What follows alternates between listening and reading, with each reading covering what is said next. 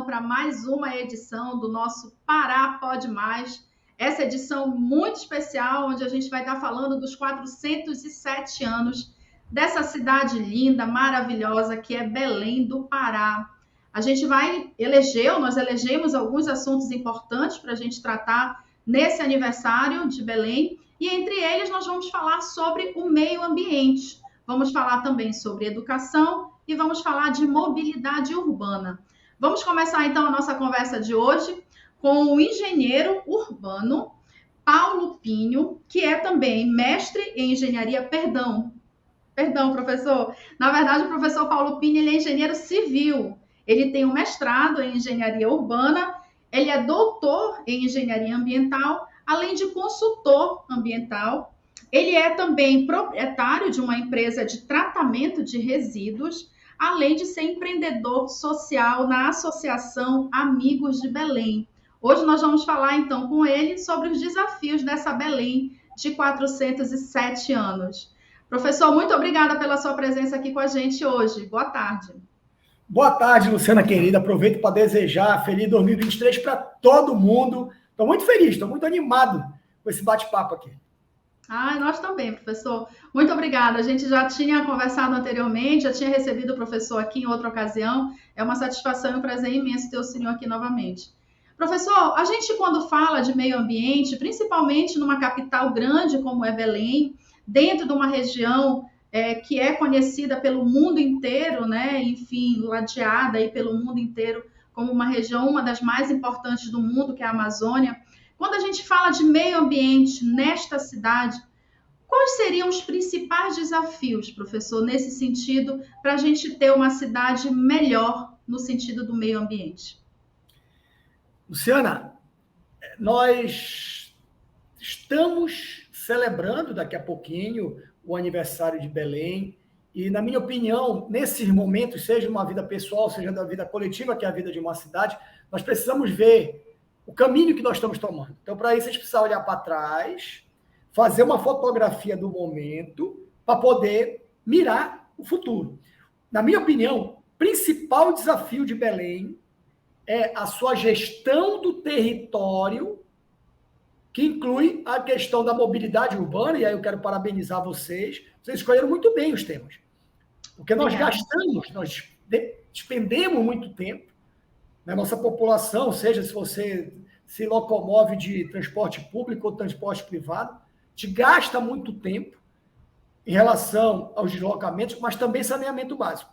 A nossa cidade, se formos comparar com outras capitais, ela está entre os últimos lugares. Então, os principais desafios são gestão do território, que tem a ver com mobilidade urbana, mas também saneamento básico.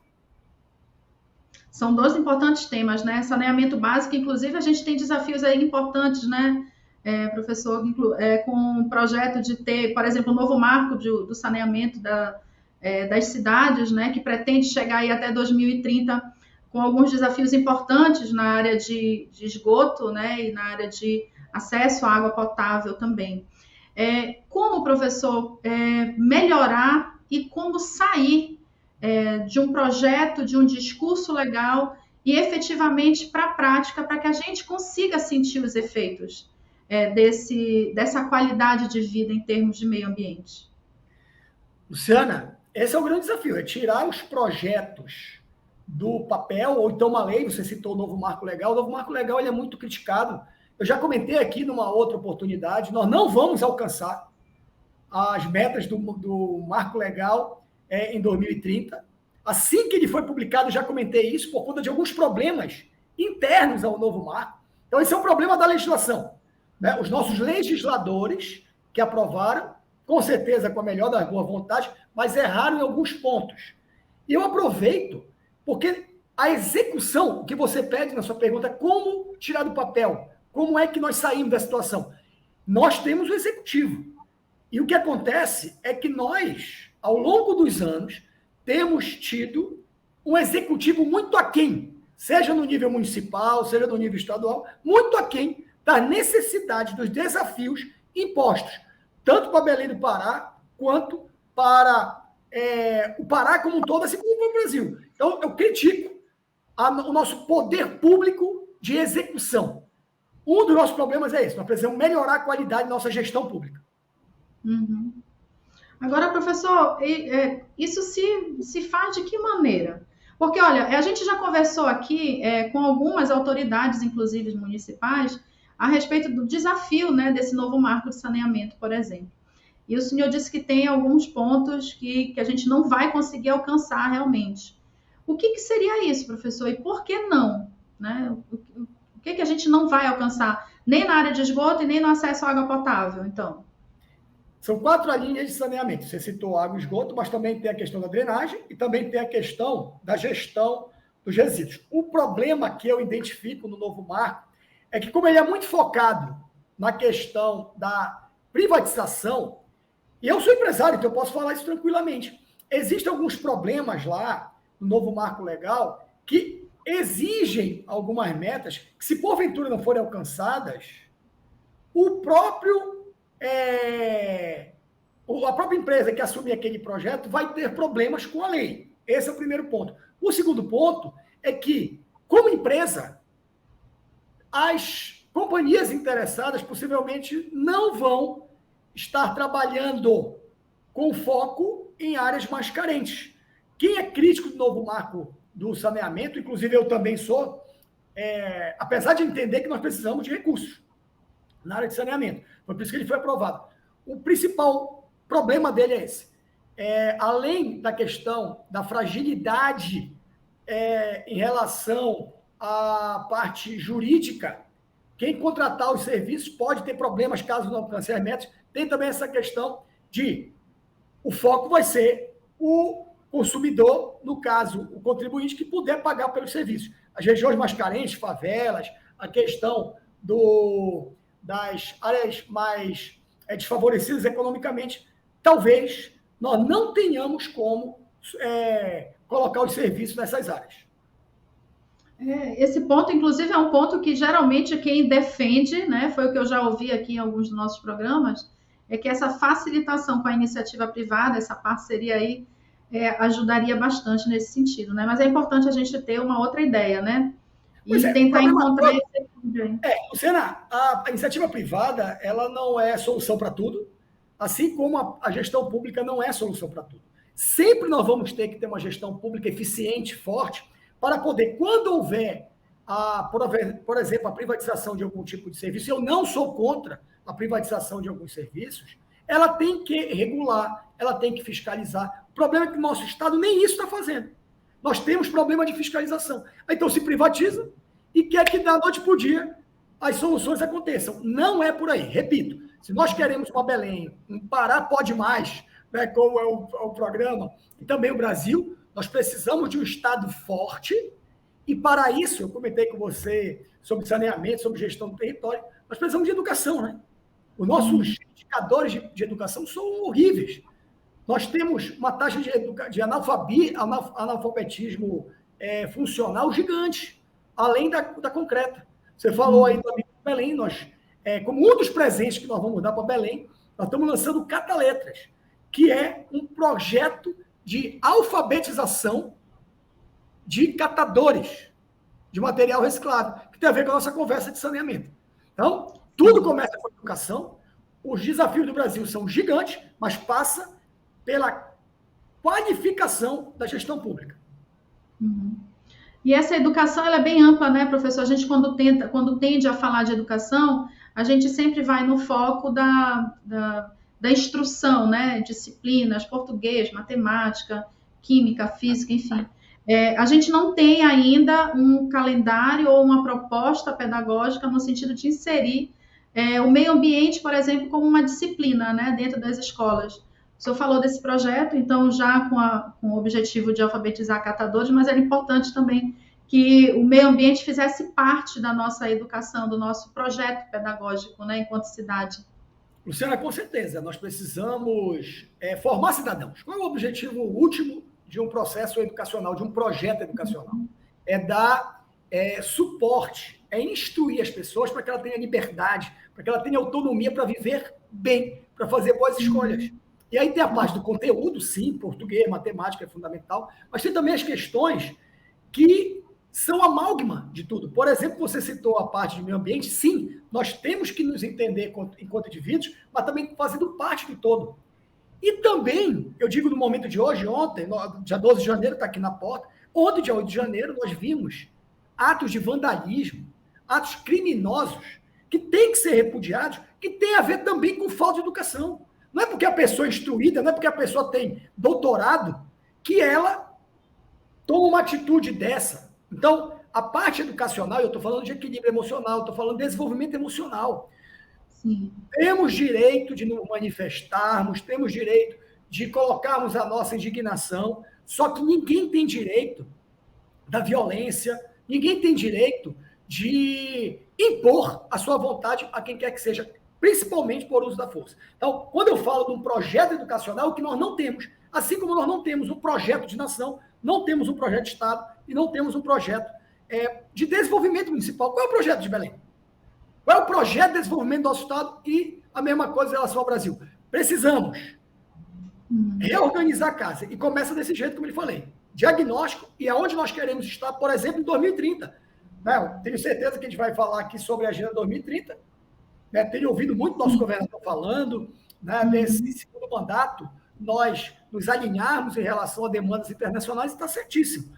Precisamos de planejamento estratégico, onde o meio ambiente tem que ser um fator de benefício para nós. Meio ambiente não é problema. Meio ambiente é solução. Se nós tivermos projetos, inclusive partindo do mais importante, que é o projeto de nação, um projeto de desenvolvimento de Estado chegando até a cidade, nós teremos dinheiro, inclusive, para investir, internacional que eu digo, inclusive para investir em educação básica e também processos de formação integral do ser humano no Brasil. Sim, o senhor tocou então no assunto da agenda, vamos a ela, né? A agenda 2030 também, né? Quer dizer, o novo marco regulatório também tem o prazo para 2030, e a agenda 2030 da ONU, né? Ela traz aí 17 grandes objetivos para serem trabalhados pelas cidades, no intuito sempre de promover uma cidade melhor, né? Esse seria talvez o objetivo principal da agenda. E como o senhor falou, no ano passado a gente teve um evento muito importante para o meio ambiente, a COP, né, 27. Inclusive o prefeito já e o governador já se ofereceram até para receber a COP 30, parece, né? Aqui. Como é que o senhor avalia, professor? Como é que está essa agenda dentro desses objetivos dessa agenda proposta pela ONU? Primeiro, dar um contexto, né, para quem não é da área. A primeira reunião mundial sobre desenvolvimento e meio ambiente foi em 1972. Está completando 51 anos. 51 anos de eventos. 51 anos de reuniões. E em muitos casos, nós tivemos uma evolução. Então, é bom dizer, até para diminuir as expectativas, que a instituição é importante, a discussão é importante, só que nós temos que tirar os projetos, as ideias do papel e colocar na prática. Senão não adianta nada essas reuniões. Primeira coisa é essa. Em relação à Agenda 2030, ela é a evolução de todo esse processo, onde inicia lá em Estocolmo, em 72, passa pelo Rio + 20, passa pelo Rio + 10, Rio + 20, que foi em 2012. Então, todos os anos, temos várias reuniões promovidas pelas ONUs, pelos governos internacionais. Eu acho louvável, eu acho importante a iniciativa do governador, assim como do prefeito de Belém, para tentar atrair o foco, as atenções do mundo para a nossa região. Eu acho que isso é muito importante. E vai ser um momento, e nós vimos isso no Egito, no local onde estava sendo realizada as reuniões, tinham problemas de drenagem, tinham problemas de tratamento de esgoto. Então, nós temos que nos preparar à altura. Se eu não me engano, para daqui a 2 anos, né? Então, seria em 2024. A intenção seria 2024. Então, nós precisamos fazer o nosso dever de casa. E aí, repito, antes de nós termos as reuniões, qual é o nosso projeto de cidade? Qual é o nosso projeto de Estado? Qual é o nosso projeto de nação? A partir desse projeto pactuado coletivamente, por você, por mim, pelas instituições, pelas associações não governamentais, isso demanda um tempo. Qual é o nosso recurso? Quais são nossos orçamentos? Do que nós precisamos investir para a pequeno, a médio e longo prazo, nós alcançarmos nossa meta? Sou favorável, eu acho que tem mais aqui provocar e ser protagonista, mas nós precisamos também fazer o nosso dever de casa. E a gente poderia começar por onde, professor? Diga umas prioridades, por exemplo, umas 2 ou 3 prioridades que o senhor apontaria como se fossem, enfim, prioridades mesmo, né? Onde começasse a dar esse primeiro passo para se conseguir alcançar esse objetivo. Legal, Luciano, eu repito, prioridade é sonhar. A prioridade é, a partir do diagnóstico, saber onde a gente quer chegar. Então, planejamento. Cadê nossos projetos de desenvolvimento estratégico, onde o meio ambiente é a diretriz principal? Então, 01 é esse. E aí, nós temos a Agenda 2030, está tudo lá. Aonde nós temos que avançar, quais são os indicadores que têm que ser medidos. Então, está faltando uma gestão pública mais comprometida, né, com ações concretas para melhorar a qualidade de vida da população. É isso que está faltando.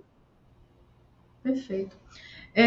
Professor, a gente tem, quando a gente fala de meio ambiente de um modo geral, a gente pensa muito na floresta, né? Na robustez da floresta, árvores centenárias, diversidade de espécies. E a gente esquece muito do meio ambiente na área urbana, né? Inclusive as pessoas que nos veem de fora têm uma percepção nossa bem caricata até, de certa maneira, né? De que a gente pula de cipó em cipó, que a gente anda com um jacaré na coleira. Então, assim, é uma ideia meio fantasiosa do que é essa Amazônia, do que é a vida urbana dentro de uma grande capital amazônica, como é o caso de Belém. Então, sempre quando alguém fala em projetos de meio ambiente, a gente lembra logo de árvore, plantação de árvore, né? Belém, por exemplo, teve em 2021 547 espécies de árvores plantadas, né? Foi até um número maior do que foi em 2020, que foi 328 árvores plantadas. Eu lhe pergunto, para além de plantar árvores, o que a gente precisa compreender sobre o meio ambiente para que a gente consiga valorizar essa vida numa região como a nossa, tão rica?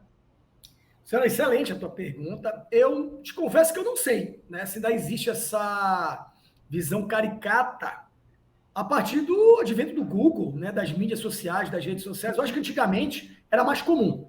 Claro que tem gente que não é curioso, tem gente que não pesquisa nada, então ainda pensa que a gente anda se locomovendo ainda por cipó. Mas eu acredito que essa visão, ela está um pouco em decadência, né? Então eu acho que temos, inclusive o mundo tem uma posição muito real. E, inclusive, ela já sabe essas relações muito intrínsecas entre o urbano da Amazônia e o rural da Amazônia. Tem uma professora que eu respeito muito, que é a professora Becker, e ela diz que a motosserra que derruba, o trator que derruba a floresta, é comprado na cidade. Então, esse é o primeiro ponto. Em relação à segunda parte, de o que nós precisamos ir além da questão da floresta. Então, é se conhecer. Então, eu preciso me conhecer como indivíduo para saber quais são minhas fortalezas, quais são minhas fraquezas e onde eu quero chegar. Então, nós, de novo, eu insisto na questão do diagnóstico. A questão ambiental para nós é uma questão estratégica, uma questão de resolução de problemas. É um recurso. Nós temos recursos bióticos, biológicos, hidrológicos. Nós vamos abrir mão disso? Não. Nós precisamos usar isso, nós precisamos ocupar toda a Amazônia? Não. 20% da Amazônia ela já foi alterada. Se nós tivermos um projeto robusto, se nós tivermos investimento, nós temos como utilizar esses 20% de 5 milhões de quilômetros quadrados, nós estamos falando de 1 milhão de quilômetros quadrados. Você tem uma ideia? O Pará tem 1 milhão e 200 mil quilômetros quadrados. Então, vamos utilizar todo o Pará, por exemplo, se a proporção é essa. O Pará inteiro é o que a Amazônia já foi transformada. Então, nós temos que pegar esse território e, nesse território, mineração, pecuária, atividade de produção agrícola e também as cidades. Então, é isso que nós precisamos fazer. Planejamento e executar o que foi planejado. Para isso, nós precisamos de um povo educado, um povo instruído. Porque, até usando uma frase muito comum da área ambiental, a cidade mais limpa, e aí de novo falando sobre Belém, é a cidade onde menos se suja. Não adianta nada o prefeito, os garis, limpar a cidade se nós tivermos uma população que suja a cidade. Porque vão ter 1.000 limpando e vão ter 1.200.000 sujando. Então, por onde é que começa? Pela educação. Por onde é que... Qual é o intermediário entre onde nós estamos e onde nós queremos chegar coletivamente? Gestão pública forte, competente. Nós precisamos fiscalizar mais o poder público nas 3 esferas, nós precisamos exigir mais resultados. Estão nos devendo. Então, o Brasil, o Pará e Belém estão estruturados de uma forma, já consolidados democraticamente, nós estamos vendo isso. O Brasil estava sendo ameaçado. Né? A gente viu isso ontem, dia 8. Quiseram tomar quebradeira, tudo, para impor a sua força. Então, as instituições estão mostrando o quão forte nós já estamos em termos democráticos. Essa conquista, ela está sendo posta à prova, ainda bem que nós sairemos vitoriosos, mas depois dela tem que vir resultados na área de educação, na área de saúde e também na área de meio ambiente. Professor, o senhor tem 2 livros, né? O senhor já lançou 2 livros. O mais recente é o Papos com Sustentabilidade, é isso? O senhor podia falar para a gente? Oi? Aqui, um deles é esse. Obrigado por lembrar, Luciana. Então, esse livro me deu muita alegria, já está na 2ª edição. Ele lembra muito essa nossa conversa. Né? Um dos tópicos, inclusive, se chama... Eu aproveito para comentar, é a Belém dos Nossos Sonhos. Então, quem quiser adquirir, está lá na Fox, é só ir lá. Isso aqui é o meu 2º livro, está na 2ª edição, e o primeiro está aqui. Tem a ver com o meu doutorado, que é Gestão de Resíduos Sólidos na Amazônia, onde eu converso, né? Eu tento conversar com o meu leitor através dessa conversa maravilhosa que eu estou tendo contigo também, por exemplo. E o que a gente precisa, professor, nesse papo com sustentabilidade, por exemplo? O senhor chama a nossa atenção para além do que o senhor já mencionou aqui, por exemplo, de se ter uma boa educação, de ter uma gestão pública forte, da gente conseguir se movimentar, mas o que a gente consegue fazer agora, por exemplo, hoje? Projetos, alguma coisa, algum engajamento numa causa, num projeto mais específico, por exemplo? Luciana, o meu convite, né, à população de Belém é para que se aproxime de instituições que queiram bem, que amem a cidade. Então, vamos lá. O Amigos de Belém. Então, chegue junto. O Amigos de Belém tem várias iniciativas, já comentei no nosso cataletos, mas também tem sindicatos, tem partidos políticos. Se envolvam mais. A pessoa reclama muito da política, então ela vai, sei lá, vá participar da vida política, vá ser candidato, vá cobrar internamente do seu partido coerência. Eu sou contra a corrupção, então vá lá, exerça mandato. Né? É isso que nós precisamos. A gente precisa de atitude. Cidadãos que amam a sua cidade, cidadãos que podem, de alguma forma, sonhar, porque não esqueçamos que 80% da nossa população, Luciano, sobrevive. Nós somos um dos países mais pobres do mundo e mais desiguais do mundo, em relação à nossa dívida social. Tem gente passando fome. O Brasil está no mapa da fome. Os 20% que podem, devem ter atitude. Eu estou falando de mim, estou falando de você. Então, a primeira coisa é essa, se envolver mais. E depois, cada um, na sua atividade, por exemplo, parabéns de novo pelo Pode Mais Parar. Levar informação, promover o debate é muito importante. Então, cada um fazendo a sua parte também é importante, mas todos nós que podemos, nós devemos nos envolver em instituições que queiram resolver problemas públicos. Repito, partido político, sindicatos, associações de pais e mestres, associação de bairros, ONGs, todos esses são espaços de discussão para sonhar e colocar os nossos sonhos em prática. Professor, eu queria muito lhe agradecer realmente pela sua disponibilidade aqui com a gente, poder conversar um pouco mais sobre esse tema que realmente é muito importante e a gente acaba sabendo muito pouco, apesar de estar dentro de uma região amazônica, né? É uma região que o mundo inteiro olha e muitas das vezes a gente não está fortalecido dentro desse cenário, desse contexto. Então, eu queria muito poder lhe agradecer realmente a sua disponibilidade de estar aqui com a gente e discutir sobre essa Belém de 407 anos. Muito obrigada, professor. Senhora, obrigado pelo convite, que você tenha um ano abençoado, que com a sua Feliz família... Ano Novo! Sim, muito obrigado. E que Belém, né, a partir da atitude de cada um dos seus belenenses, melhore. para que no aniversário de 408 anos a gente olhe para trás e perceba que a gente avançou. Então, existe como verificar isso, os indicadores, né? Como na nossa vida pessoal. Eu quero emagrecer. Então, se eu tenho 100 quilos, se no final de um ano eu estou com 90, eu melhorei. É isso que a nossa cidade precisa. A gente precisa saber onde nós estamos, aonde a gente quer chegar e medir a evolução do nosso sucesso. Então, feliz 2023. Convido, repito, todo mundo a participar das ações do aniversário com atitudes ao longo do ano. Então, o Amigo de Belém está de portas abertas. Obrigada, professor. Até a próxima, então. Feliz ano novo. Tchau. Obrigado. Até a próxima. Quero reforçar contigo, então, esse pedido aqui de te inscrever nesse canal. Ativa as notificações para receber sempre a informação quando a gente colocar vídeo novo. Segue a gente nas redes sociais, @Jornal Pará Oficial, no Facebook, no Instagram e no Twitter. E para te manter bem informado no nosso jornalpará.com.br. Nós vamos ter um segundo assunto também muito importante ainda. Espera aí.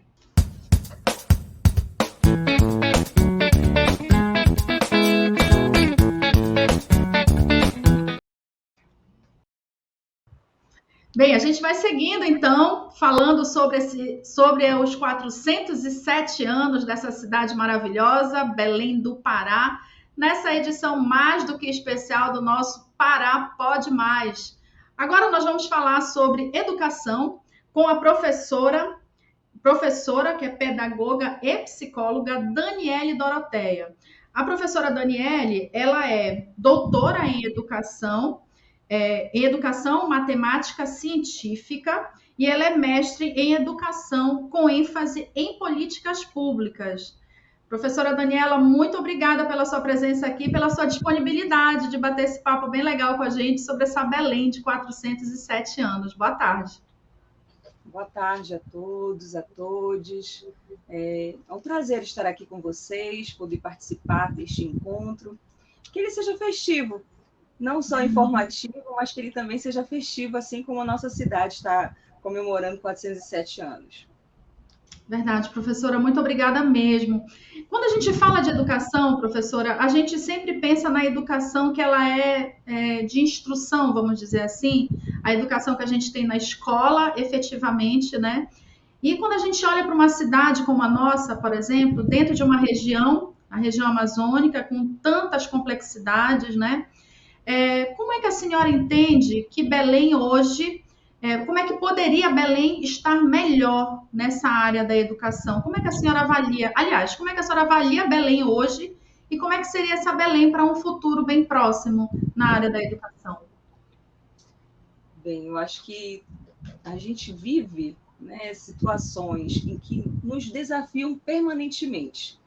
Então, o próprio período que a gente presencia da atualidade, ele é um período de desafios enormes para todos nós da população.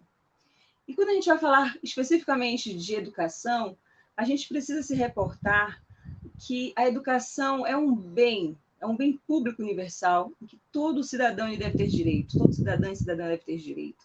Um direito garantido constitucionalmente, é um direito que, desde a mais tenra idade, a criança, menor que seja, né, ela precisa ter garantido esse direito, mas de um espaço alegre, inventivo, que busque incentivar a sua autonomia, a sua criatividade. Então, eu parto desse princípio que o grande desafio da educação é a gente fazer com que ela seja uma garantia dentro das políticas públicas de direito e não de favor. Eu acho que a gente precisa entender isso, que educação é direito. Nós, como servidores públicos, todos nós, como agentes públicos que estamos à frente da educação, a gente precisa compreender a perspectiva dos direitos, principalmente das populações mais carentes, e que não estamos fazendo um favor. Então, garantir uma educação de qualidade, numa perspectiva de direito, com princípios democráticos, é um grande desafio para a educação de hoje. Perdão. Pode fazer a sua pergunta. Quando a gente fala de educação no município, né, professora, a gente precisa entender que o município ele é responsável pela educação básica, né? Então, seria ali os primeiros anos escolares. O que é essencial? A senhora falou de um projeto que seja alegre, né, para uma criança, por exemplo. E o que é essencial enquanto política pública para que o município garanta, por exemplo, para esta criança, para a família, né, uma estrutura que permita que essa criança se desenvolva, né, como um indivíduo, como um sujeito, como um cidadão dentro da sociedade. O que é necessário, professora? A educação básica ela é composta pela educação infantil, ensino fundamental e ensino médio. E a responsabilidade prioritária do município, do poder municipal, é a educação infantil e os anos iniciais do ensino fundamental, que vai do primeiro ao quinto ano do ensino fundamental. E o ensino médio ele é de responsabilidade do Estado. Então, acho que quando a gente pensa uma educação para o município de Belém, para os municípios, na verdade, para os nossos munícipes, a gente precisa pensar numa educação que traga o respeito ao tempo de infância, o respeito ao contexto sociocultural desta criança e da sua família, da sua comunidade. A gente precisa pensar uma educação na sua inteireza. E pensar uma educação na sua inteireza, eu acredito que a gente traz muito dentro do município de Belém, já dentro dessa nova proposta curricular, que são os princípios freirianos, da dialogicidade, da reflexão, de fazer com que o outro seja, de fato, pertencente. Um desafio muito grande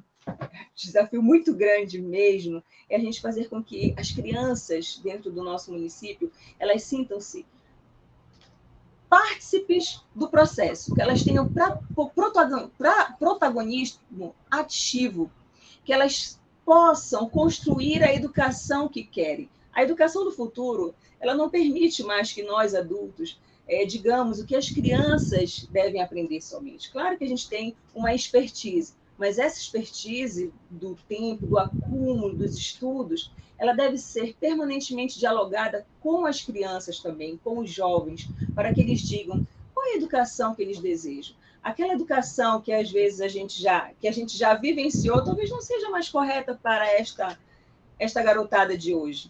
E eles podem nos dizer, nós como especialistas, como pessoas que estamos à frente da educação, a gente precisa ter a humildade suficiente de entender que a gente precisa construir políticas públicas de educação de uma maneira que as crianças possam ser ouvidas desde a mais tenra idade, que os nossos jovens eles possam dialogar conosco, as suas dores, as suas queixas, mas também os seus sabores. O que eu quero aprender? O que é mais significativo? E a gente vai mediando esse processo, né, de uma maneira inteligente, criativa, autônoma. Eu acho que isso traz muito da perspectiva freiriana de fazer com que haja uma dialogicidade, uma reflexão coletiva, uma escuta atenta e cuidadosa do outro, uma valorização e inteireza da inteireza do ser humano, e principalmente que a gente entenda que todo ser humano ele traz a sua boniteza a partir do lugar que ele está, de onde ele vive, das suas próprias histórias. E não existe educação, uma educação digna, uma educação com qualidade, que não respeite as histórias dos sujeitos. E a gente tem uma história tão bonita dentro do nosso município, apesar das dificuldades, apesar dos desafios permanentes que a gente enfrenta, a gente precisa esperançar, né? E esperançar a partir de tudo aquilo que nós acumulamos, porque o nosso acúmulo histórico, ele também nos diz da nossa potência, da nossa possibilidade de reerguermos e construirmos nossos novos sonhos para a educação pública municipal paraense. Aqui estão alguns resultados. Professora, a senhora comentou, então, sobre a importância da gente ter uma educação em que respeita o aluno, em que ouve o aluno, né, com base nos estudos e na implementação dos estudos, na verdade, de Paulo Freire. Como é que a senhora enxerga isso dentro do município, dentro das cidades, né, especialmente de Belém? Esse sistema, por exemplo, ele é possível, ele é real, ele acontece dentro das escolas? E se não acontece, o que falta acontecer, por exemplo? O que precisa ser feito, né, dentro dos espaços das escolas do município?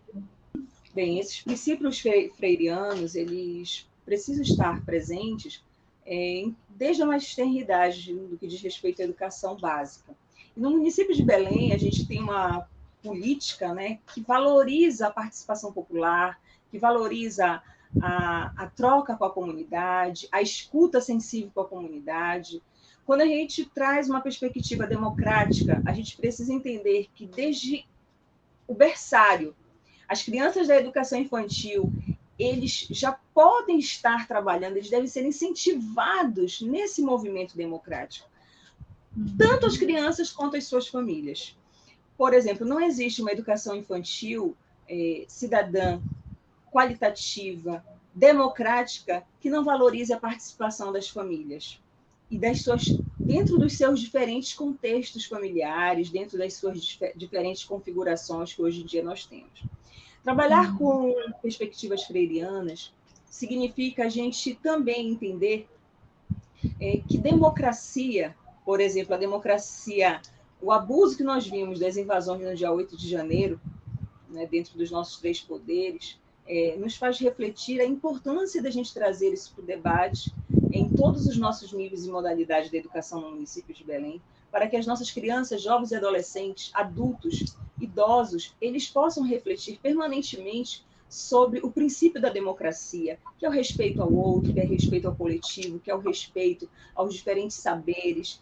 E isso implica numa equidade, numa inclusão com qualidade social, que valoriza as histórias dos sujeitos, que valoriza o pertencimento dos sujeitos nos seus diferentes contextos. E quando a gente traz especificamente, por exemplo, para a educação infantil, quando você sinaliza para uma criança a contação de uma história, por exemplo, e ela pode escolher essa história, e não é o saber do professor que impera, mas é o desejo da criança, a vontade de aprender daquela criança, ela está construindo também as suas bases democráticas, as suas bases de compartilhar conhecimento, e ela está fortalecendo dentro de um princípio político de que ela pode participar, ela pode ser o sujeito daquela ação também, e ela contribui para um currículo. O currículo vivo, de acordo com Paulo Freire e Frei Beto, eu gosto muito dessa perspectiva, é tudo aquilo que acontece dentro da escola e fora da escola. Então, as realidades, elas precisam dialogar. E ao dialogarem, elas nos potencializam quando um professor atento, curioso sobre a realidade daquela criança, daquele adolescente, daquela comunidade, ele também vai investigar para ele melhor ensinar. Mas isso a gente não consegue da noite para o dia. Eu acho que são perspectivas que nos desafiam permanentemente na busca de melhorarmos a qualidade da nossa própria formação continuada, da nossa formação permanente em serviço. Dialogar com as crianças não é só você parar e ouvi-las, mas é você ouvi-las com atenção, saber fazer a melhor intervenção pedagógica num ato amoroso, como também diz Paulo Freire, num ato cuidadoso, que valorize esse saber, mas que saiba também sistematizar para ampliar os conhecimentos, porque a gente não pode falar de uma escola apenas de acolhimento pelo acolhimento, mas tem que ser uma escola que articule o acolher, o cuidar, com também saberes que potencialize que esses meninos e meninas da nossa cidade, eles possam ter condições de escolherem o que eles quiserem fazer na sua vida e eles não se sintam inferiores a ninguém. Essa questão de compreender que a educação não está só dentro de sala de aula é muito importante, né, professora? Quantos casos a gente ouviu emocionados, dilacerados emocionalmente até, quando uma criança relata um abuso, um ato de violência dentro de casa, e às vezes vai encontrar o acolhimento dentro da escola, né? Ou seja, não é um tema, não é um assunto que está dentro da escola, mas é um assunto e um tema que impacta o dentro da escola, né? Quer dizer, a criança, se tem algum problema nesse sentido, ela naturalmente, assim como a questão da fome, né? A gente tem aí os desafios de estar aí com um quadro de fome, né? De pessoas passando fome muito grande. Quer dizer, a merenda escolar é uma questão importante para o aprendizado dessas crianças também. Isso tudo tem que ser levado em consideração, né, professora, para a gente pensar nesse futuro. Agora, a gente sempre fala que o futuro, enfim, a gente sabe que não é da noite para o dia, a gente sabe que não é rápido, que não é uma mudança rápida, mas, professora, a gente precisa fazer com que isso comece a acontecer, né? O que a gente precisa? Qual é o desafio da administração pública de conseguir implementar para que esse projeto, um projeto de educação eficiente, ele seja, assim, ele perdure pelo tempo e que seja um compromisso da administração pública, independente de quem esteja à frente dessa administração pública. O que a senhora acha que precisa acontecer para que esse futuro se torne presente efetivamente? Luciana, dentro dos nossos ordenamentos legais, nós temos já marcos regulatórios que garantem essa educação como um direito público. O que a gente precisa é garantir a alta prioridade junto aos nossos políticos, parlamentares, né, que eles consigam entender essa alta prioridade das políticas públicas para a educação. E, principalmente, a gente precisa pensar, enquanto população, mas o poder público ele também deve ser um grande incentivador das estratégias de controle e acompanhamento das políticas de educação. Elas precisam ser fortalecidas, porque isso também é gestão democrática. Quando a gente chama essa população para participar, para acompanhar, para saber onde os recursos serão melhor empregados, deverão ser melhor empregados, onde é que há maior necessidade. Esse controle e acompanhamento é fundamental para que a gente consiga garantir a efetivação de políticas públicas no campo da educação. E aí, quando você traz a perspectiva da educação emocional, da fome, a educação emocional, depois de todo esse contexto pandêmico que a gente viveu, a gente precisa pensá-la como algo fundamental para o fortalecimento humano, porque não existe um desenvolvimento humano integral se a gente apenas pensar nessa criança, nesse adolescente, nesse jovem, numa perspectiva cognitiva. A gente precisa pensar cognitivo, emocionalmente, ou seja, a gente precisa pensar essa criança, esse sujeito, de uma maneira, na sua inteireza, como bem coloca o Paulo Freire, né? Na sua inteireza. E isso é um desafio para as políticas públicas dentro das escolas, porque para se efetivar uma educação de qualidade, a gente precisa saber quem são esses sujeitos, que dores eles têm, como a fome, por exemplo. A educação ela é porta de entrada, por exemplo, para as denúncias junto à justiça, no que diz respeito à violência e abuso contra crianças e adolescentes. Então, a gente precisa estar bem preparados dentro dos nossos espaços educativos. E eu acho que basilar, além de controle e acompanhamento da população, principalmente, mas que a gente precisa articular com os setores públicos, né? Políticas intersetoriais, políticas articuladas, que dialoguem entre si, porque às vezes fica uma sobreposição de ações, mas a gente, para fortalecer a educação, a gente precisa sentar juntos, né? Saúde, assistência social, a gente precisa pensar até mesmo as praças da nossa cidade, a questão do urbanismo na nossa cidade. O que nós temos junto a essas escolas, o que ainda não temos, que precisamos ter? Isso não é um diálogo isolado da educação. A educação ela não pode se isolar. A educação ela precisa ser parceira mesmo, ela precisa estar buscando articulações. Eu acho que o grande desafio dos gestores no campo da educação são as articulações políticas intersetoriais para o fortalecimento daquilo que a gente prima, que é a qualidade da aprendizagem dessa criança. Para essa criança aprender, ela precisa estar alimentada. Para essa criança aprender, ela precisa que seus pais, por exemplo, da educação infantil, eles estejam com a cabeça legal, né? E emocionalmente, porque o adulto ele reflete emocionalmente, ele é um espelho para a criança. E aí vejam quantos desafios nós temos, né? É preciso esperançar, mas é preciso colocar o pé no chão e escolher estrategicamente, trilhar estrategicamente diálogos com reflexões críticas, onde nós estamos errando, quais são os nossos limites e como nós podemos avançar no campo da educação. Pensarmos a ampliação dos espaços, mas que espaços são esses que garantam uma educação infantil de qualidade, um ensino fundamental de qualidade? A gente precisa de espaços arborizados, a gente precisa de cultura para as nossas crianças, a gente precisa que o bairro fale sobre a educação daquela escola, que as crianças sejam cuidadas não somente pelo gestor da escola, mas isso é um trabalho de formiguinha, isso é um trabalho de gestão democrática, colaborativa, participativa entre os sujeitos que constroem a educação. E os sujeitos que constroem a educação não são somente aqueles sujeitos que estão na escola, mas são os sujeitos do município, que bem articulados, eles podem contribuir para que a educação efetivamente ela se torne prioridade, que ela se torne, que ela faça com que as crianças aprendam, que as crianças possam refletir, que elas possam também ter experiências que ampliem as suas possibilidades. Eu acho que esse é o grande desafio. Ninguém aprende com fome, né, Luciana?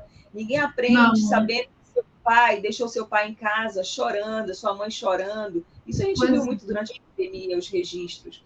Então, a gente precisa fortalecer essas práticas, inclusive institucionalizar junto aos nossos profissionais da educação espaço onde eles tenham lugares para falar sobre as suas dores, sobre as suas dificuldades, que eles se sintam acolhidos, que não é apenas o espaço, por exemplo, da saúde do município, mas é uma saúde dentro da educação, que a gente consiga conversar. Quais são as suas dificuldades como docente? Porque todos nós vivemos limites, principalmente pós-pandêmico. E se eu não estou fortalecida emocionalmente, como é que eu vou ajudar o outro a fortalecer? E aí, um professor, geralmente, ele tem do berçário 18 crianças para trabalhar, do ensino fundamental 25. E aí ele não está bem, ele vai desencadear outros problemas. É verdade. Quer dizer, é um processo e é uma responsabilidade coletiva da nossa sociedade, né, professora, na verdade. Quer dizer, todo mundo tem que estar inserido dentro desse projeto, compreender a importância desse aprendizado e realmente, para quem acha ou para quem às vezes fala que a educação tem que aprender dentro da escola e que a família não tem que estar separada, né? O que está na escola, o que está na família, está na família. É um pensamento já bem ultrapassado, né? Porque, na verdade, as coisas se fundem, e se fundem num espectro até mais amplo, né? Enquanto sociedade, enquanto coletividade. Professor, agora, quais os desafios dessa cidade que está completando 407 anos de fundação? É uma cidade com peculiaridades, né? A gente está aqui envolto dos rios, né? Das águas. A gente tem as periferias, né? A complexidade de uma periferia de uma grande cidade como é Belém. Mas a gente tem também a população que mora nas ilhas, por exemplo, a população mais afastada das comunidades quilombolas, das comunidades indígenas. Qual o desafio para essa Belém ser realmente uma Belém que enalteça a sua diversidade, que enalteça a sua regionalidade e que carregue de fato assim uma Amazônia, mas uma Amazônia que educa, uma Amazônia que produz efetivamente, né, e coletivamente. Como é que a senhora vê isso? Lu, eu acredito muito que a gente precisa ampliar os acessos primeiro, né? Ampliar o número de acessos, com espaços que tragam essa nossa realidade, que reverberem a nossa realidade cultural, porque os nossos espaços, embora haja um esforço já municipal de adequar, de reformas, mas a gente sabe que ainda existe uma lacuna grande, né, para a melhoria dessas escolas, para que as escolas possam ter espaços mais adequados para o atendimento às crianças, das pequenas às maiores. Tentar fazer com que essas crianças elas possam se aproximar dos elementos da natureza e se sintam pertencentes, porque nós somos amazônidas, né? A gente precisa entender que nós somos esses sujeitos também, somos seres da natureza.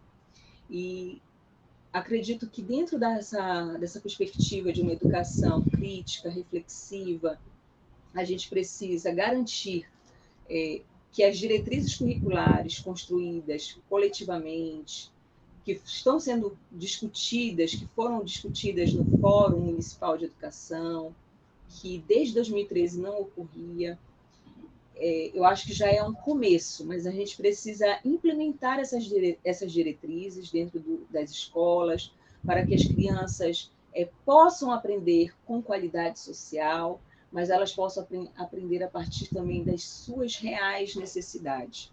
E como basilar desse desafio é o investimento maior do orçamento público, mas principalmente essa articulação das políticas, né, que as políticas possam dialogar entre si, que eu disse anteriormente, as ações articuladas, intersetoriais, pensar que a educação não é uma responsabilidade apenas da Secretaria de Educação, mas ela deve ser algo que o município abrace, que todos os demais secretários de Estado ou municipais, eles possam sentar e levantar a bandeira da educação, assim como os nossos políticos dentro do nosso município. A gente tem uma bancada que discute a educação, mas que precisa ser ampliado, e esses órgãos de controle, fiscalização, acompanhamento, os recursos dentro das escolas, para que os gestores que estão ali na ponta, eles consigam atender às reais necessidades, às reais demandas. Eu acho que um desafio é a retomada da gestão democrática nas nossas escolas também, municipais, que era algo que a gente tinha como uma bandeira muito forte no município de Belém, e que precisa retornar aos poucos, né, e dialogando com essa comunidade, fortalecendo esses princípios éticos, políticos e estéticos também, porque ninguém quer aprender numa escola que não tenha estrutura adequada, que não seja bonita, e a gente precisa pensar essa escola numa perspectiva de participação popular, que a gente amplie isso, de garantia de direito dessas crianças, onde a gente tenha esteticamente espaços agradáveis e seguros de estar, pensados cuidadosamente para aquela população, e que tenham o olhar também delas nessa participação. Eu acredito que seja um pouco disso. Vamos torcer, então, para que a gente consiga, né, professora, enfim, implementar essa consciência coletiva sobre a educação, que é uma área que sempre é tão falada, né? Está sempre nos discursos aí, dos políticos, sobretudo, né? Acho que é uma área que precisa ser valorizada, mas, efetivamente, quando a gente vê na prática, nem sempre os resultados, eles refletem essas palavras do discurso. Professora, eu queria lhe agradecer muito mesmo pela sua disponibilidade, por a senhora ter dispensado um pouquinho aí do seu tempo para estar aqui com a gente, poder conversar um pouco melhor nesse programa nosso especial do Pará Pode Mais, que tenta, enfim, trazer aí o contexto de uma cidade tão maravilhosa como Belém e as suas complexidades. Muito obrigada, professora. Lu, uma coisa que eu acho que também a gente precisa pensar para essa Belém do futuro é a ampliação das escolas em tempo integral.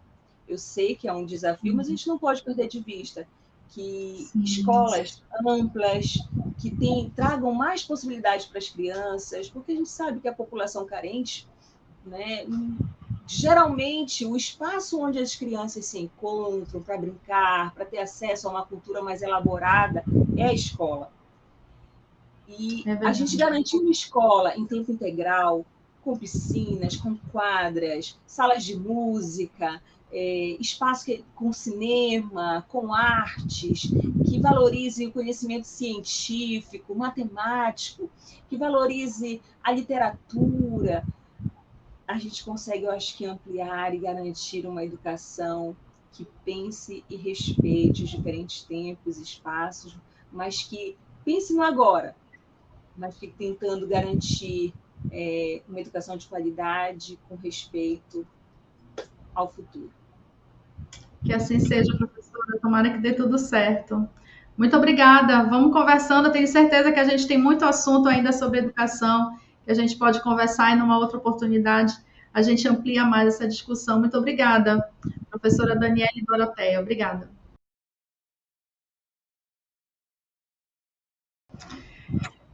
Nós vamos continuar, então, a falar no nosso programa. Temos ainda mais alguns assuntos para abordar.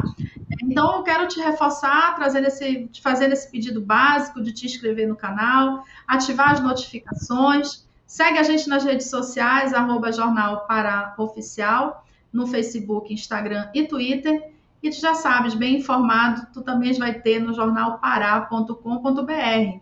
Reforçando também que esse conteúdo vai estar nas principais plataformas, aliás, em todas as plataformas de podcast. Escolhe a tua e ouve lá a gente também. Muito obrigada. Vamos seguir então com o programa especial de Belém, 407 anos.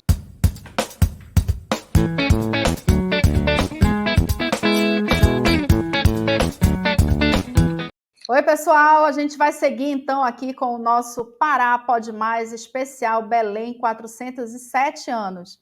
Então, já vou te fazendo aquele reforço básico que a gente sempre faz, né? Te inscreve no canal, ativa as notificações para tu receberes sempre a informação de quando a gente colocar vídeo novo.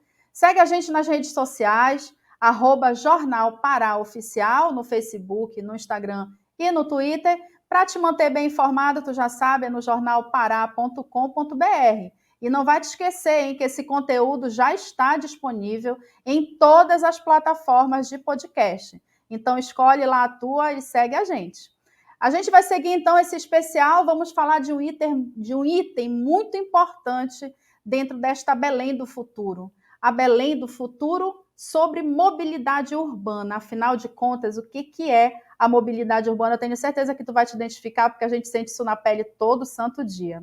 E para isso, nós convidamos Maísa Tobias, ela que é doutora em Engenharia de Transporte e Trânsito, inclusive já tem um pós-doutorado também em mobilidade urbana. Doutora Maísa, muito obrigada pela sua presença aqui e poder falar um pouquinho para a gente sobre essa questão tão importante para todos os cidadãos daqui da nossa cidade, né? Boa tarde. Obrigada. Boa tarde. Tá bom, quero agradecer também a oportunidade da gente estar tratando desse assunto. É um assunto que diz respeito a todos nós, né? Isso aí o tema é um tema democrático, porque todo mundo faz parte do trânsito, todos nós, independente da localização, da classe social, de qualquer tipo de condição, estamos todos fazendo parte desse trânsito da nossa cidade. Professora, vamos começar então pelo mais básico dentro desse cenário, né? A senhora acabou citando que todos nós fazemos parte. O que é mobilidade urbana exatamente? Quando a gente fala desse termo, o que isso envolve? Ok, eu vou sair do termo técnico, porque nós temos aqui um programa que é voltado para a comunidade, e vou falar de uma forma bem simples, né? A mobilidade urbana, ela é, na verdade, uma necessidade que as pessoas têm de se deslocar no dia a dia para resolver as suas situações, para estudar, para trabalhar. Então, todo cidadão, ele tem esse direito. A gente não tem tudo que precisa ao lado de casa. Principalmente quando nós temos uma cidade grande, as coisas elas se dispersam. E você precisa estudar, você precisa ir ao médico, você precisa comprar alguma coisa. Então, é um ato de você se deslocar, mas muito mais do que se deslocar. Não é uma questão de ter uma ligação. É a condição que você tem para se deslocar. Então, a mobilidade ela está associada à condição de você poder se deslocar para exercer as suas atividades no dia a dia. Então, na verdade, a gente se equivoca, né? Olha só, o meu entendimento de leiga sobre o assunto é que a gente trataria de mobilidade só no sentido de transporte, no transporte de ônibus, de seja lá do que for. Na verdade, não, né, professor? Então, seria o pedestre também está dentro desse contexto. O nosso deslocamento, seja ele por qual meio for, está dentro desse projeto, dentro dessa questão da discussão de mobilidade urbana, é isso mesmo? A mobilidade urbana ela é um conceito plural, ela é um conceito multimodal.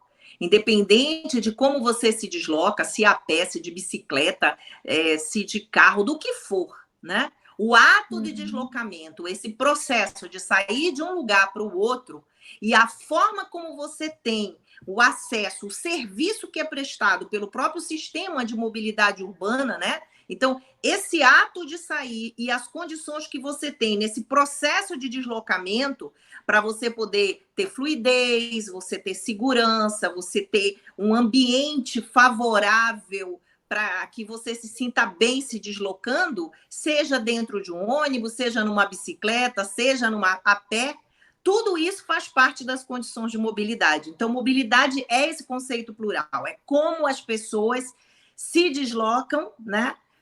E em que condição, né? Em que condição elas se sentem, como é que elas percebem e elas conseguem assimilar aquele processo ali em termos de bem-estar. Como é que o poder público, então, atua nessa forma, professora, nesse sentido de garantir esse direito, né? De garantir a segurança, né, desse direito, desse deslocamento na cidade? E falando especificamente de Belém, por exemplo, a gente vive numa cidade que é grande, né? A gente tem uma grande, inclusive, região metropolitana até, e os desafios de uma cidade grande nessa questão da locomoção. Como é que a senhora pode nos dizer dos desafios dessa cidade, que não foi pensada para uma grande movimentação, talvez, mas enfrenta hoje esses desafios de ter que atender uma população muito grande, né, de um grande centro urbano, por exemplo? Bom, vamos começar dizendo o seguinte: a cidade é um ambiente construído. Eu costumo dizer, inclusive, para os meus alunos, que todas as mazelas que nós sofremos dentro da cidade é fruto de um processo de construção de ambiente por nós mesmos. Quando eu digo nós, né, a população que faz parte do processo, porque o ambiente construído ele não é só a parte do poder público, a rua, a praça. Também, quando você constrói, faz uma construção, que você não obedece afastamento, que você não cria uma garagem dentro da sua casa, que você conta com a rua, que você rebaixa a calçada e prejudica o pedestre caminhar, você está fazendo parte também. Essa preocupação tem que ter. A mobilidade não é só uma obrigação do governo promover mobilidade. Obviamente que, pelo fato do poder público ser responsável nesse ambiente construído, no processo de construção e organização do espaço público, ele tem um grande papel, mas também o indivíduo, cada um de nós, temos uma grande responsabilidade nesse processo. E é isso que tem que ser pensado. Eu me lembro que, das vezes que nós fizemos audiência pública para discutir mobilidade, pouca gente vinha. Muito pouca gente vinha. Por quê? Porque ainda existe no inconsciente coletivo a ideia de que promover mobilidade é coisa só do poder público. E não é, não. O poder público ele precisa estar preparado, ele tem que ter uma equipe capacitada para poder tratar com o assunto, ele tem que ter um planejamento de para onde a nossa cidade tem que caminhar, por isso que existe o plano de mobilidade, mas a comunidade também ela tem que querer isso. Ela tem que querer isso. Muita gente, às vezes, reclama que a cidade não tem mobilidade, que a cidade está em uma série de problemas, mas não está disposto a abrir mão do espaço que ela tem. Nós tivemos um grande problema quando a gente quis, por exemplo, implantar ciclovias em Belém, já que nós estamos falando de Belém. Muita gente reclamava que não tinha como andar de bicicleta, mas na hora que passa uma ciclovia num local onde tinha carro estacionado, ou numa entrada e saída de prédio, aí ninguém quer, entendeu? Então, tem que ser uma coisa que tem que ser tratada com transparência e com honestidade, né? No sentido de dizer o que a população quer. Por isso que mobilidade urbana é um assunto que tem que ser discutido com a comunidade, ouvida a comunidade, para entender o que querem e em que ponto estão dispostos a abrir mão de certas coisas em prol do bem coletivo. Né? Então, eu acho que essas coisas são importantes dizer. É claro. A gente talvez nos falte em várias outras áreas, e essa não deve ser diferente, é o senso do coletivo, né? É o senso de pensar de que a cidade não é para mim, a cidade é para todos, né? Então tem que me atender, mas tem que atender as outras necessidades também, né? Professora, às vezes falta isso mesmo. Eu acredito também que duas coisas que eu vou colocar. o desafio do poder público é muito grande. Né? Muito grande. Se há uma coisa que não dá para empurrar, ficar empurrando com a barriga, é problema de mobilidade urbana. Por quê? Porque isso vira uma bola de neve.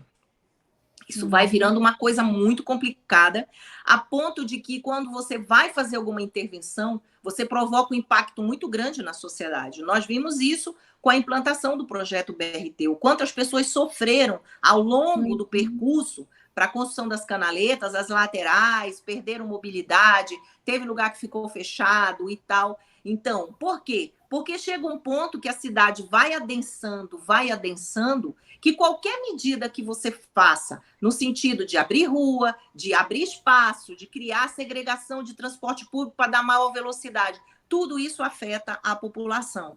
Então, é um desafio muito grande. A cidade está cada vez mais se tornando inviável. Não é uma cidade... Hoje nós temos uma cidade que não é uma cidade boa de negócio. As pessoas reclamam muito em Belém, é difícil estacionar, é difícil transportar carga, não tem onde ficar, os espaços são todos tomados. Espaço público que deveria ser dado à circulação, tomados de outras atividades, a gente sabe disso, porque invadem as calçadas para fazer bar, estacionam em cima de praça, usam as ruas para colocar outras coisas que não têm a ver exatamente com circulação. Então, o desafio é muito grande. A gente tem que pensar que ser poder público hoje em Belém não é fácil. Não é fácil e a cobrança é muito grande. Por quê? Porque nós estamos numa situação na nossa cidade que beira o caos no transporte público. Eu não estou nem falando no trânsito. Eu estou falando no próprio transporte público, né? E cidade onde não funciona transporte público, o trânsito também não vai funcionar. Não tem como funcionar. Porque, vamos dizer assim, trava, né? Ele contribui para isso. Então, é um desafio. O outro desafio é trazer a comunidade, discutir com a sociedade esse problema e trazer essas pessoas para voltar a acreditar em projeto de transporte público, porque eu acredito que a nossa população já não acredita mais nesse projeto de transporte público, que já tem aí uma década. Voltar a acreditar que se todo mundo for imbuído, né, trazer consigo um objetivo de tornar a cidade mais amigável, vai ser mais fácil viver em Belém. Mas hoje a gente ainda vê o espírito do individualismo, cada um puxando para o seu lado, e as coisas não estão andando. É verdade. A senhora estava falando a questão dos ônibus, a senhora citou o BRT também, as dificuldades todas. Como a senhora pode avaliar, professora, o projeto, né? A senhora falou, inclusive, também do plano de mobilidade, né? Dentro desse contexto, a gente tem o BRT, que ainda não funciona, ainda tem etapas a serem concluídas, né? A senhora avalia que o BRT, no projeto, e como ele foi executado, por exemplo, ele trouxe benefícios, ele alterou na melhoria, né? Ele trouxe melhoria realmente para essa mobilidade, ou a gente ainda precisa avançar? E o que precisaria ser feito, na sua avaliação? Em termos de mobilidade urbana, o projeto BRT deveria ser um principal projeto de política pública de melhoria da qualidade de vida das pessoas.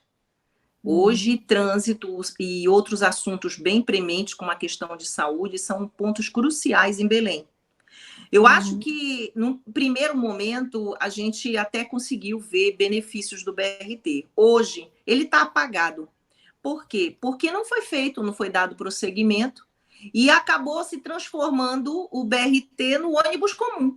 É um sistema comum. A diferença é que anda dentro de uma canaleta e mais, empurrou todo o trânsito que antes vivia em 3 faixas, agora você tem que viver em 2. Você espremeu as pessoas na lateral e gerou uma expectativa que não se, vamos dizer assim, que não se configurou. Uma expectativa que as pessoas já estavam descrentes, voltaram a acreditar. Só que o projeto BRT, ele é um projeto que ele é multiprofissional. Ele é um projeto que envolve várias áreas. Não é uma secretaria que vai levar, não é 2. Tem que ter apoio político, porque é uma situação de conflito. Tem que ter apoio político. E tem que ter um apoio técnico muito forte nas suas diversas áreas. Não é só a engenharia de obras, você tem a engenharia operacional, que é o planejamento do sistema, você tem uma parte de informática, de tecnologia de comunicação, né? Você tem várias áreas, você tem uma parte jurídica de como transformar isso num projeto de serviço público a ser licitado, porque se você não levar tudo junto, o que é que vai acontecer? Licitações que não acontecem, são falhas, né? São falhadas, como a gente viu agora uma. Vai acontecer um monte de coisa. Ou você leva tudo junto e encara isso como um projeto que seja um projeto de governo, né? Que houve muito dinheiro enterrado ali, que seja um projeto de governo e que seja prioridade de política pública. Não é prioridade de política pública, isso é muito claro. E como é claro? Porque a gente não vê nada andar, né? Não anda. E não vai andar enquanto não se realmente atacar isso de uma forma multiprofissional, envolvendo todas as áreas, uma equipe. Onde funcionou o BRT, e o funciona, ele foi constituído com um projeto à parte, tem uma empresa que gerencia, tem uma empresa que tem vários profissionais de várias áreas, teve apoio político, porque você tem que bancar politicamente isso, teve investimento financeiro, porque o poder público investe na infraestrutura, né? E houve transparência em todo o processo de contratação. E isso não tem. Então, eu acho assim, um projeto que veio para ajudar as pessoas, um projeto que veio para beneficiar a população e que hoje está aí tipo um elefante branco, né? Que a gente vê as estações sendo depredadas, os ônibus já estão ficando sucateados, a própria pista do BRT, a gente viu recentemente já uns problemas de infraestrutura de pista, né? Enfim, é lamentável e também é um palco de muitas mortes. Por falta de educação no trânsito, não é incomum, todo mês, eu acho que acontece, eu estou sendo boazinha, né? De alguém morrer na pista, de ter um acidente, de ter um problema. Entendeu? Então, se tornou um embrolho, se tornou vamos dizer assim, algo que tem que se desenvolver, tem que se destrinchar isso tudo novamente. Replanejar, porque em 10 anos mudou muito a cidade em 10 anos, né? Exatamente. Agora, como é que a senhora enxerga isso? Quer dizer, o que teria que se desenrolar nesse sentido, professora? Porque, olha, a estrutura está montada, né? Quer dizer, o trânsito já foi totalmente readequado nesse sentido. Aonde está, a senhora identifica, se é possível também identificar um único ponto, mas assim, qual é o gargalo, quer dizer? Por que aquilo ali continua? O trânsito não melhorou, o trânsito não desafogou, o trânsito não ficou mais rápido, né? Não teve a integração que talvez se pensasse. O que precisaria hoje ser feito para que a gente conseguisse dar vazão para esse projeto e ele funcionasse efetivamente? Bom, primeiro, está tendo problema porque não aconteceu o projeto de fato, né? Então, os benefícios dele não foram alçados e aí ele passa a ser um problema. Eu se eu fosse dar um conselho técnico mesmo, eu passaria o projeto BRT Belém para o Estado, para fazer um projeto único de BRT Belém metropolitano. Eu acho que não cabe 2 projetos. Eu acho isso que chegou agora... a ser discutido também, né, professora, em algum momento? Há muito tempo para trás, mas aí o probleminha, né? Tem geralmente uma vaidade política, né? Geralmente um quer inaugurar uma parte, outra. Eu acredito que na situação que está agora e que precisa de um reinvestimento e que precisa de um replanejamento, tecnicamente eu recomendaria que passasse esse BRT de Belém para ser o BRT metropolitano, juntando a um BRT da BR para fazer um BRT só. Por quê? Porque já não existe Belém Ananindeua, existe região metropolitana, é tudo misturado já. Você não tem como separar as cidades, já juntou, já conurbou Belém, Ananindeua, Benevides, Marituba. Então, eu acho que não cabe mais um BRT municipal. Acredito que se passasse para o Estado, se estadualizasse isso e tratasse isso como um pacote, de região metropolitana seria o primeiro passo para que a equipe se tornasse muito mais ampla, a visão muito mais ampla, o Estado teria um aporte financeiro muito maior para poder tratar também, né, um aporte jurídico, um aporte financeiro, um aporte técnico. O Estado também tem grandes técnicos, não estou dizendo que a prefeitura não tenha, mas o Estado ele tem um escopo muito maior, né, uma estrutura muito maior, uma envergadura para assumir esse BRT. Eu, se fosse prefeito de Belém, eu passava isso aí para o Estado, para que o Estado pudesse entrar e realmente fazer, né? Porque está acontecendo o BRT metropolitano, com seus percalços também, né? Não está livre dos seus percalços, já teve uma recontratação, mas o Estado teria muito mais condições. Então, o primeiro passo seria estadualizar. O segundo passo, rever todo o planejamento, não começar tudo de novo.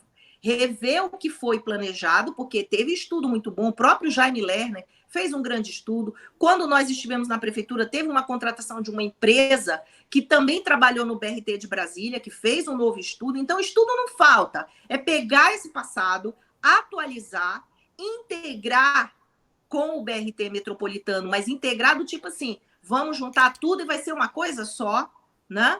E licitar o pacote.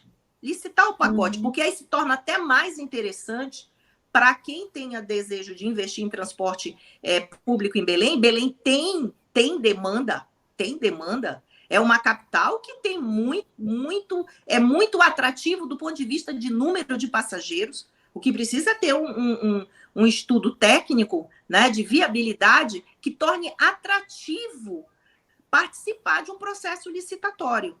E isso não me parece que não foi vislumbrado. Eu verifiquei na última licitação que o critério era a tarifa, era o custo mínimo de tarifa. Isso aí já é uma coisa ultrapassada. A gente sabe que alguém que vem por um serviço qualquer, não precisa nem ser só de transporte, só pelo preço, o barato pode sair caro. Você tem que ter o preço, mas você tem que ter também um plus de remuneração pela qualidade, porque aí você tem condições de cobrar a qualidade. Eu não vi isso, eu não sei se isso estava no anexo, em algum lugar. E também sempre ouvi que era pelo menor preço. Eu não concordo num tipo de licitação de serviço pelo menor preço. Imagine como é que vai sair isso. Você tem que agregar algumas coisas, como os outros BRTs fazem, cobram qualidade de serviço, que vai desde as quebras, desde o tempo mínimo um tempo máximo de espera, desde um tempo, um máximo de ocupação, cria uma série de indicadores de qualidade de serviço. Então, eu acho também que não ia ser legal também o que aconteceu. Eu achei que foi até uma boa, né? Vamos dizer assim, não ter tido, né, nenhum interesse. Agora, exatamente. Ele vai ser reeditado, né? Ele já vai ser reeditado e, novamente, acho que até março, abril, as pessoas, os interessados vão poder... Eu lamento porque... Votar, né? Eu lamento porque é uma coisa assim, quem entrar vai entrar meio que imprensado para operar um BRT concorrendo com um monte de ônibus na lateral, um monte. Inclusive os ônibus da região metropolitana, porque não está previsto tirar ônibus que venha de Ananindeua, por exemplo. Então, é um negócio que é como se você... Como é que eu vou dizer para você? É como se um comerciante constituído tivesse que concorrer com um camelô na frente da rua dele. Você entendeu? E quando eu falo em camelô, olha que eu estou falando dos outros ônibus. Não estou nem falando do transporte alternativo, de outras formas que tem de concorrência, né? Então, pelo menos o que dá para entender é que o mercado viu que esse tipo de licitação ela era uma licitação que ia ser prejuízo, entendeu? Outro prejuízo também foi uma licitação, isso só existe em Belém, é uma coisa assim, ó o concurso, né? Fazer uma licitação de milhões para retorno de investimento em 6 anos. Isso é um absurdo. É um absurdo. Não tem como. Né? Você tem pelo Brasil a licitação de 15 anos, podendo ser prorrogado. Aí me disseram, mas é 6 anos podendo ser prorrogado. Lembrando que uma licitação, quando ela é feita, não se pode contar com a prorrogação. A prorrogação é a critério da administração pública. Quem entra agora não tem garantia que daqui a 6 anos vai ter prorrogação. Então, você não pode fazer um estudo de equilíbrio econômico-financeiro do serviço contando com prorrogação. Então, como é que você vai ter um retorno de uma frota de milhões para receber em 6 anos? Isso não existe, gente. Sabe? É um absurdo que foi aprovado em Belém. Eu sei que foi um caráter político. Porque vai dar para empresário isso. Gente, no momento que o poder público ele abre mão de um serviço de operar e passa para a iniciativa privada, ele não pode esperar que o empresário vá agir como poder público. O empresário é empresário, empresa é empresa. Então, eles têm lá que ter o compromisso, porque quem trabalha com transporte, mesmo sendo empresário, sabe que existe o caráter social. Mas ele é um empresário. Ele está investindo ali o capital dele, ele está investindo a empresa dele, ele está investindo dinheiro. E ele precisa ter uma remuneração disso. Parece tão óbvio. Então, eu sou contra quando diz empresário não é inimigo do passageiro. Ele é um negociante e o que ele precisa, assim, é de um poder público atuante numa fiscalização e cobrança para que o serviço saia adequado. Agora, para que isso aconteça, o poder público também tem que dar condições do serviço, né? Tem que ter condições do serviço. E esse tipo de estrutura que estão proporcionando, seja na licitação, seja na forma como estão calculando a tarifa, calcula a tarifa, o próprio poder público calcula a tarifa num preço e depois baixa e cobra de outro, fazendo política com tarifa. Tarifa é técnica. A tarifa de transporte público ela é técnica. Mas vai ficar muito caro, a população não pode pagar. Problema do poder público, ele é o dono do serviço. Se a população não puder pagar, quem tem que pagar é o poder público. Vai lá para o subsídio, ver como é estudar subsidiar. E não simplesmente tirar do serviço parte da remuneração. Por quê? Porque isso que deixa de acrescentar na tarifa, achando que está fazendo muito bem para a população, está piorando o sistema.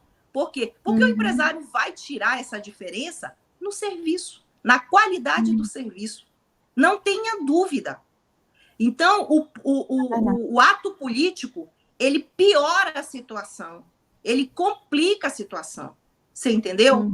Então, eu sou contra baixar a tarifa por causa de situações políticas, porque isso atrapalha o serviço e vai trazendo uma defasagem cada vez maior. A gente está vendo aí ônibus pegando fogo, a gente está vendo ônibus no prego, a gente está vendo a frota reduzida, que a população reclama que não tem ônibus de manhã cedo, nem à noite, os ônibus andam lotados. De onde você acha que está saindo todos esses problemas? Da remuneração do serviço. Eu sabia que cada vez ia ficar pior isso aí. Acho que o que a senhora falou anteriormente é o que acontece, né? Virou uma bola de neve, né? Porque as coisas não foram sendo resolvidas no seu tempo. Agora, professora, a gente sempre, quando discute de transporte urbano, a gente tende sempre a olhar para o transporte terrestre, para ônibus, o BRT, como está aqui. A senhora não acha que falta um pouquinho também de encontrar alternativas? Por exemplo, a gente teve há uns anos atrás, algumas décadas atrás, na verdade, o transporte fluvial, né? Ali o transporte das ilhas, né? Mosqueiro, Outeiro, que vinha pelo rio. Isso deixou de ser executado, isso deixou de ser feito, por exemplo. Não seria também uma boa alternativa para a mobilidade urbana em Belém a gente ter alternativas a esse transporte que tanto assim prejudica o trânsito efetivo das ruas na cidade? Bom, você acertou num tema que é um tema que eu tenho muitos trabalhos sobre o assunto, até porque eu leciono na Universidade Federal do Pará para Engenharia Civil e Engenharia Naval. Né? Eu sou professora de Engenharia Naval também. E a gente já faz trabalhos há muito tempo, a gente já fez uma pesquisa na década de 2000 chamado de fluvial, nós fizemos audiências e tudo mais. Qual é a questão do transporte fluvial? Deixa eu ver se eu consigo falar rapidamente. Claro. A questão é o seguinte, o transporte fluvial em Belém já está mais do que provado nos estudos, ele não vai conseguir funcionar dissociado do transporte público rodoviário. Não tem como o transporte fluvial concorrer com o rodoviário. Ele tem que complementar, é diferente. Concorrer é uma coisa, complementar é outra, né? Então, ele tem que entrar para complementar. Por exemplo, hora do rush, aquela hora que você está saindo da cidade, 5 horas da tarde, Almirante Barroso cheia, Augusto Montenegro lotada, BR nem se fala. Aí a população vai para Iquaracy. Tem que encarar aquela Augusto Montenegro. E se nós tivéssemos rotas? Se nós tivermos a rota rodoviária, mas também, dentro do mesmo sistema, a possibilidade de sair do terminal hidroviário de Belém e ir de barco para Iquaracy. Eu te garanto que ia chegar mais rápido. Mas o problema é o custo. O custo, ele tem que ser compatibilizado, é o custo do pacote. O rodoviário vai subsidiar o hidroviário e vai atrair muito mais passageiros para dentro do sistema. As pessoas, é que os setores não conversam. Hidroviário é uma coisa, rodoviário é outra. Nós não temos cultura de transporte fluvial urbano. As pessoas ainda não conseguiram compreender isso. E olha que tem pessoa que viaja para Veneza, viaja para Paris, viaja para cá, para Lisboa, e conhece os outros sistemas, mas não entende que Belém tem oportunidade, tem um espaço para o transporte fluvial. Agora, tem que ser encarado de forma sistêmica. Quando a gente fez um projeto, a gente fez um projeto de um BRT rodofluvial. Pode ver que está assinalado isso, que era justamente para trazer as linhas de transporte fluvial. Tanto é que nós tivemos a aprovação dos 10 portos para Belém. O grande gancho era que nós pegaríamos esses portos para servir de transbordo para o transporte fluvial. Então, teria que ter uma visão intermodal e um operador que tivesse essa visão, que vai de barco e vai de ônibus, até porque o barco cabe muito mais gente. A viagem de barco entre Belém e Iquaracy é uma viagem belíssima, que as pessoas poderiam fazer sem estar experimentando aquele trânsito horroroso que hoje eles têm que experimentar. Almirante Barroso, Augusto Montenegro, chega lá em Iquaracy, aí depois tem o Outeiro também. Então, é viável, só precisa de um estudo, né, da viabilidade econômica. O grande gargalo está na estrutura de cálculo tarifário, um cálculo do sistema de forma econômica para que possa juntar as coisas, porque a estrutura do transporte hidroviário de custos, ela é muito maior que o rodoviário. Mas se você imaginar o quanto de gente anda no rodoviário, você ganha economia de escala e você pode colocar essas pessoas para dentro. É isso que tem que ser pensado. É uma outra coisa que tem que ser vista. Nós fizemos o plano do BRT rodofluvial. Ele foi todo pensado dessa maneira. Então, eu vejo uma coisa que tem que ser incluída nesse pacote. E vou dizer mais, o transporte rodofluvial, ele não era só para Belém. Nós fizemos também uma possibilidade de uma rota pelo rio Maguari, lá em cima, né, aquele rio, para levar até a Ananindeua, né? Porque a Ananindeua tem uma saída lá por cima e também por baixo, ali pelo Rio Guamá, poderia se estender até Marituba. Olha só que maravilha você sair da BR, né? Tirar o trânsito de passageiros tão intenso como tem na BR. Então, é isso. Por isso que eu volto a falar. O pensar transporte público em Belém já não dá mais para pensar Belém e o resto. Não existe isso. Hoje é todo mundo, são todos esses municípios que fazem parte e tem que ser pensado um transporte assim. Por quê? Porque até potencializa mais a realização, a possibilidade de interessados, porque fica uma demanda muito mais interessante e a demanda sendo mais interessante, também fica mais interessante a remuneração do serviço e atrai grandes investidores. Talvez a gente não esteja conseguindo encontrar aí a efetivação do que diz respeito à mobilidade urbana, né, professora? Porque parece que não estão pensando assim nessa... A senhora falou que seria um projeto multimodal, mas parece que a gente tem pensado só numa única forma de transporte, né? Focando só num único lugar e talvez... Isso é uma visão muito, muito estreita.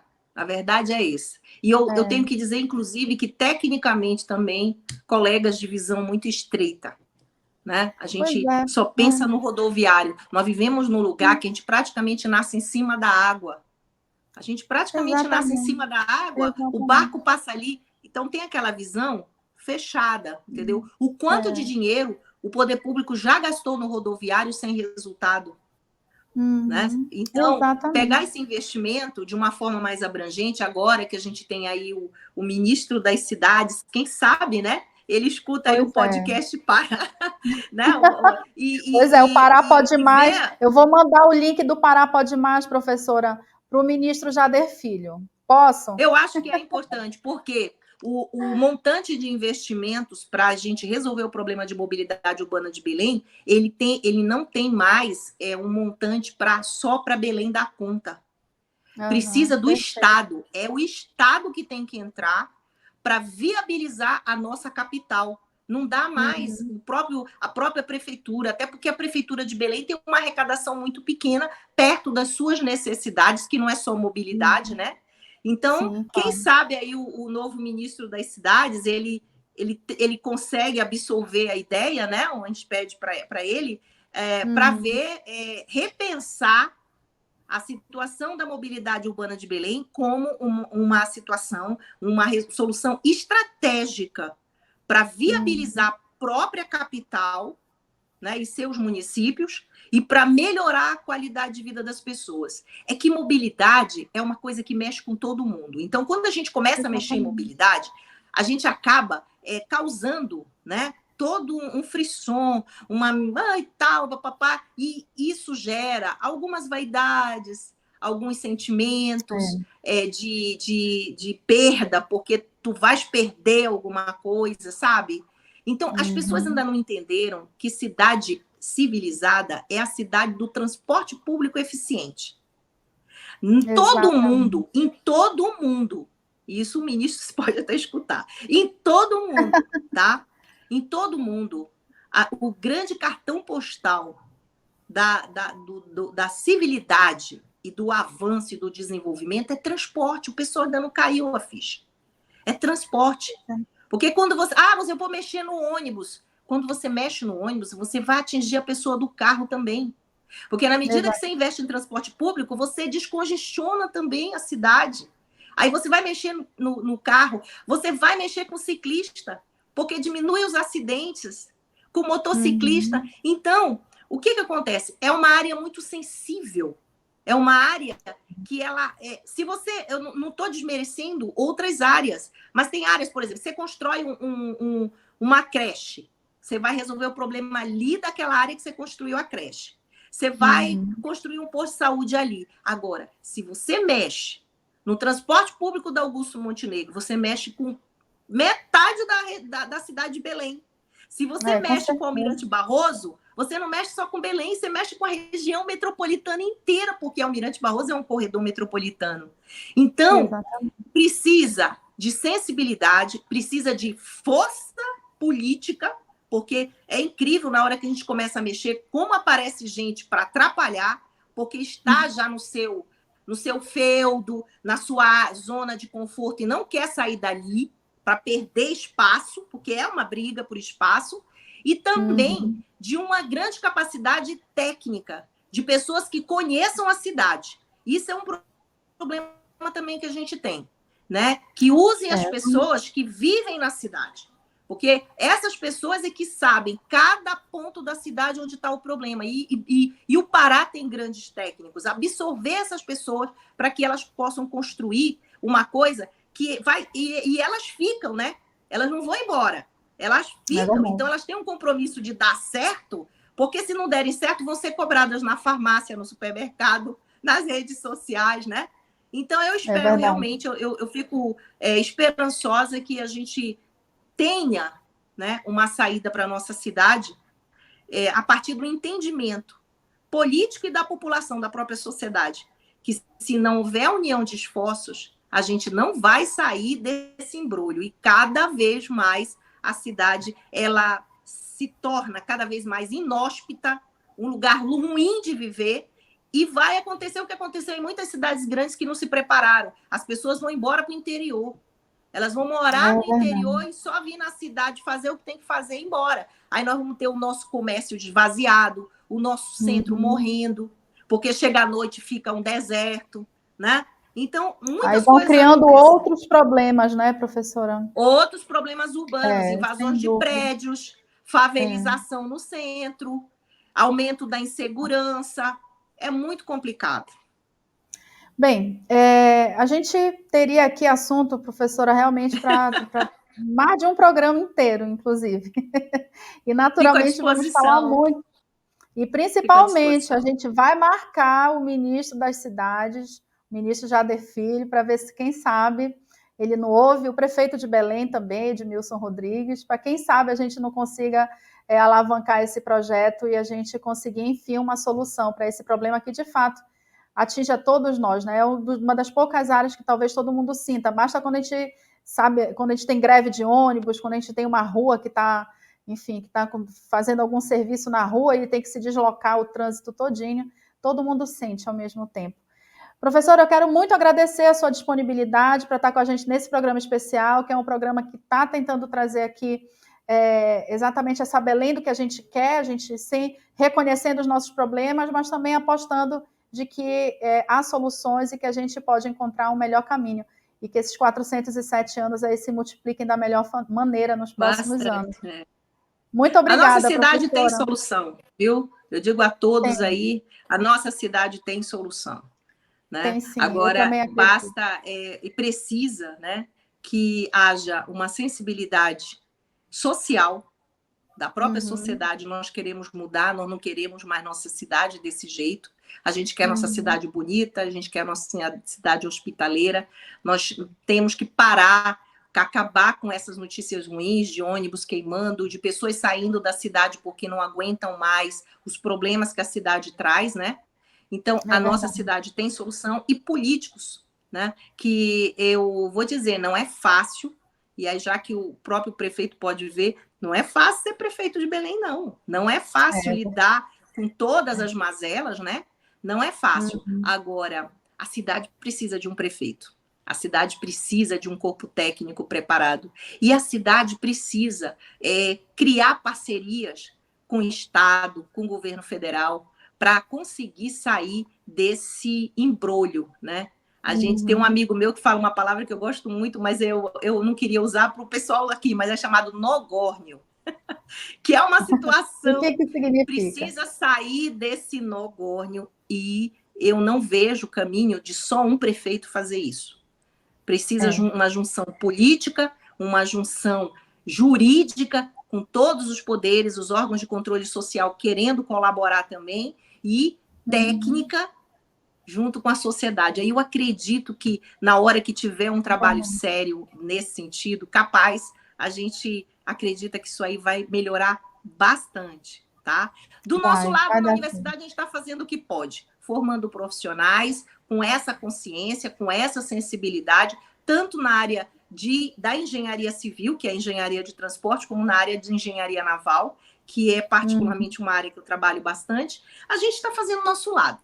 E contribuindo em programas como o seu, que eu quero parabenizar por trazer esse tema. Vocês estão, assim, dando uma contribuição imensa, né? É de utilidade pública o que vocês estão tratando. E, enfim, fico à disposição. Muito obrigada pela oportunidade. Muito obrigada. Estaremos Imagina, aqui. muito obrigada, professora. Todo mundo fazendo a sua parte, no final vai dar tudo certo, eu acredito também. Muito obrigada em nome da equipe todinha.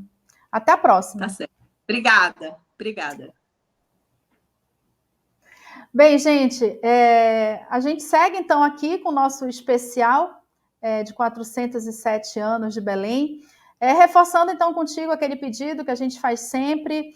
Te inscreve nesse canal, ativa as notificações para saberes sempre quando a gente colocar vídeo novo. Segue a gente nas redes sociais, @Jornal Pará Oficial, tanto no Facebook, no Instagram e no Twitter.